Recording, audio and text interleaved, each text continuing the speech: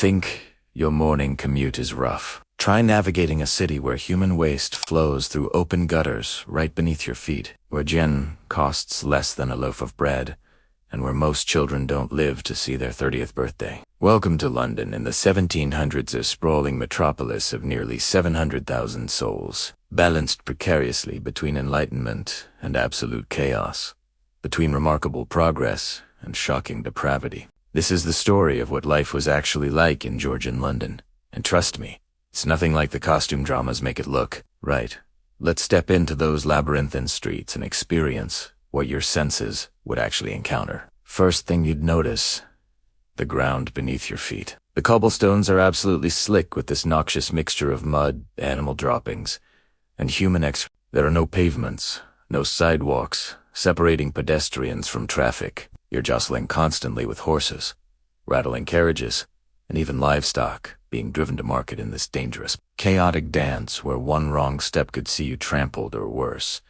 But it's the air that really gets you. The very air seems to have texture, weight, substance. Coal smoke from thousands upon thousands of chimneys mingles with the stench of rotting rubbish, creating this perpetual fog that Londoners actually had a name for. They called it the London particular. This miasma hangs so thick that people describe being unable to see more than a few feet ahead on bad days. Can you imagine? You're walking through your own city and you genuinely can't see where you're going. The narrow lanes twist between buildings that lean so precariously toward each other that their upper floors nearly touch across the street, completely blocking out what little sunlight manages to penetrate the smoke. These timber-framed structures are stained absolutely black with soot, giving the entire city this dark, oppressive atmosphere even during daylight hours. And the noise? Bloody hell. The noise is absolutely relentless. Street vendors cry out their wares at the top of their lungs. Iron-rimmed wheels clatter deafeningly on stone. Craftsmen hammer away in their workshops.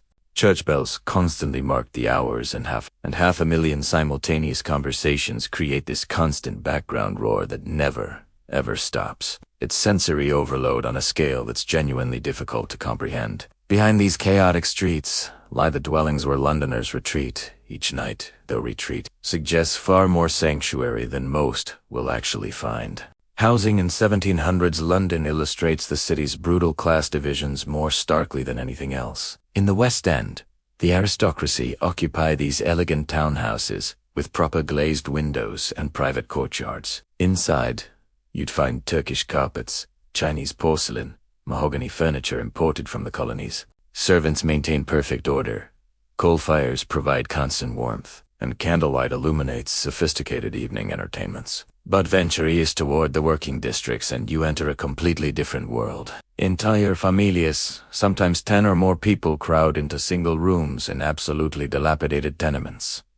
Rain seeps steadily through rotting roofs. Walls literally run with dampness and mold. There's no running water whatsoever. Residents have to collect it from public pumps that are frequently contaminated with sewage. Chamber pots are simply emptied from windows straight into the streets below. You'd want to watch ahead walking through these neighborhoods, that's for certain. The cellars, originally intended just for storage, now house the most desperate people in the city. These underground spaces are perpetually dark, flood regularly during heavy rains, and are thick with black mold that makes breathing difficult. Yet landlords still charge rent for these hellholes, and families pay because there's literally nowhere else to go. Disease spreads through these cramped conditions with terrifying speed. Typhus, smallpox, tuberculosis dow weekly mortality records.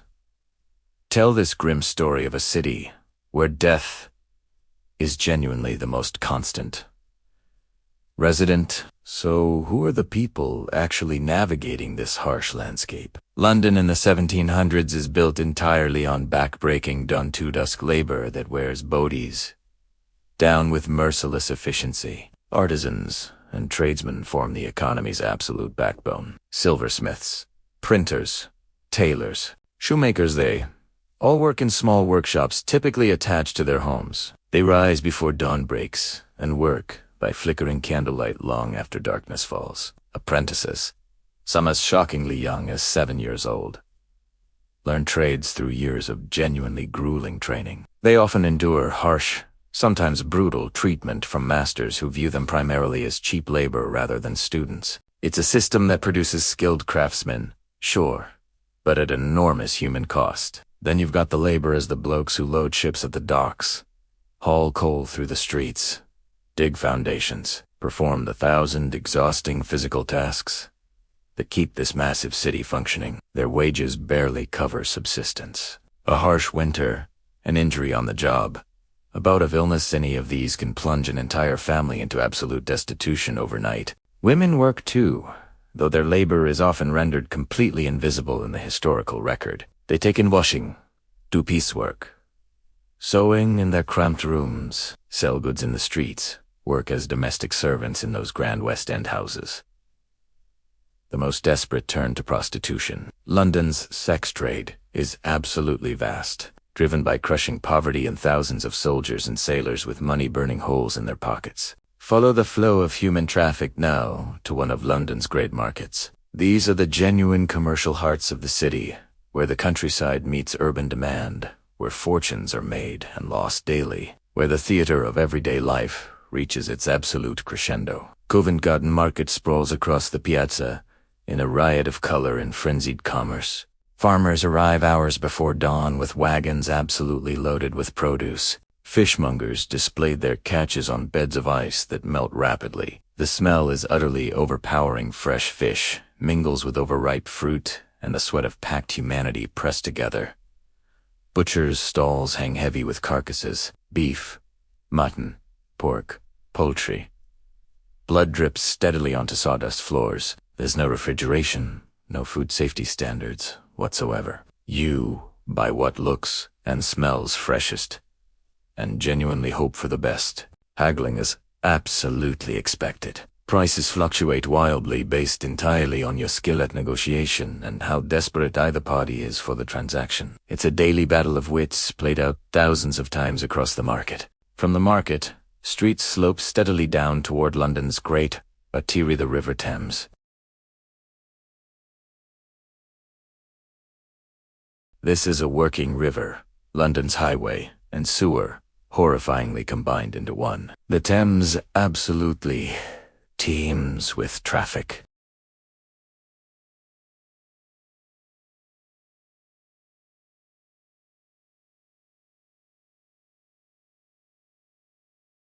Nightmarish streets we described earlier.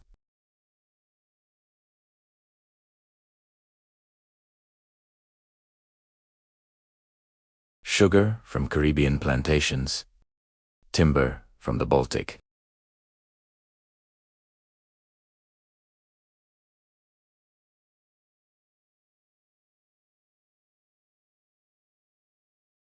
Dead animals bob grotesquely in the current. The water runs thick and brown, and during low tide, the exposed mud banks release a stench so powerful it drives people indoors with windows firmly shut. Yet this same filthy water is drawn up by some Londoners for drinking and washing. The connection between contaminated water and disease won't be properly understood for another century. Thousands die from cholera, typhoid, dysentery diseases spread directly through this poisoned water supply. The ignorance is as deadly as the conditions themselves. Along the riverbanks, stone stairs descend to the waterline.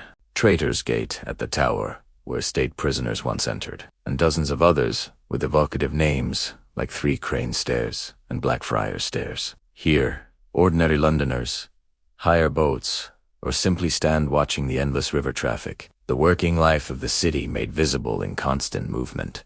As evening approaches, follow the warm, inviting glow of lanterns.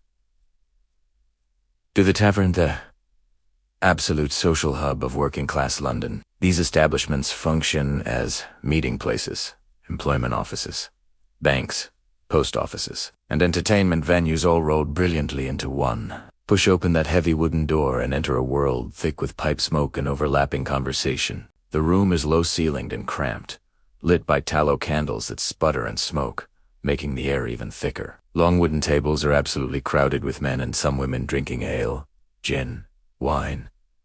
The clientele is surprisingly diverse. Laborers sit beside skilled craftsmen, sailors on shore leave, street vendors, In the corner, a group plays cards. Gambling is technically illegal, but universally practiced. Someone strikes up a bawdy song and others join in enthusiastically. Arguments erupt and are settled, sometimes with heated words, sometimes with fists flying. The tavern keeper maintains order through careful diplomacy, backed up by the threat of force when necessary. This is where news actually spreads through the city, where political debates rage late into the night.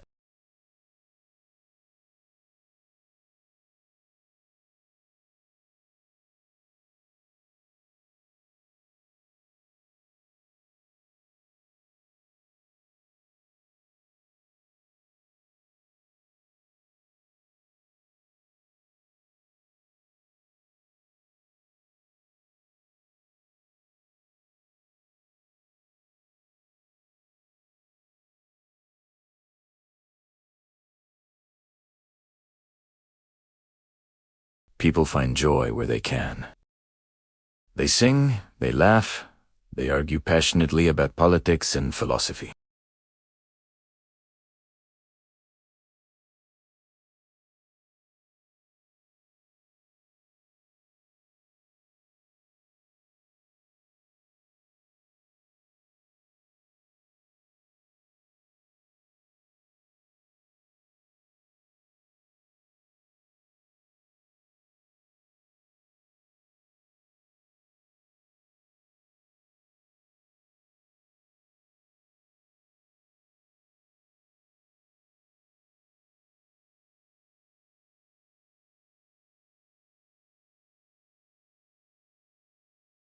Economic theories that will underpin modern capitalism are being formulated.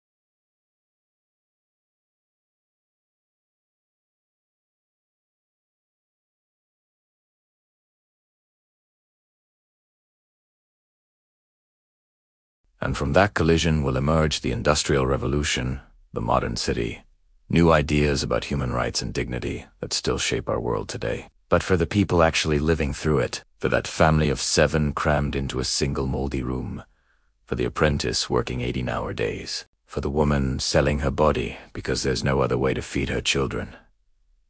For them, London is simply survival. It's getting through another day, another week, another brutal winter. It's finding moments of joy and connection amidst the suffering. It's being human in the most difficult circumstances imaginable. So there you have it. London in the 1700s and romanticized, unsanitized, unforgettable. A city that was simultaneously the best and worst of humanity, the height of civilization and the depths of squalor, all existing together in those narrow, filthy streets. If you enjoyed this brutally honest look at historical London and want more deep dives into what life was actually like in the past, no rose-tinted glasses, no romantic nonsense, just the raw reality, then make sure you hit that like button and subscribe. There's plenty more fascinating, shocking, and illuminating history waiting to be explored. Thanks for watching, and I'll see you in the next one.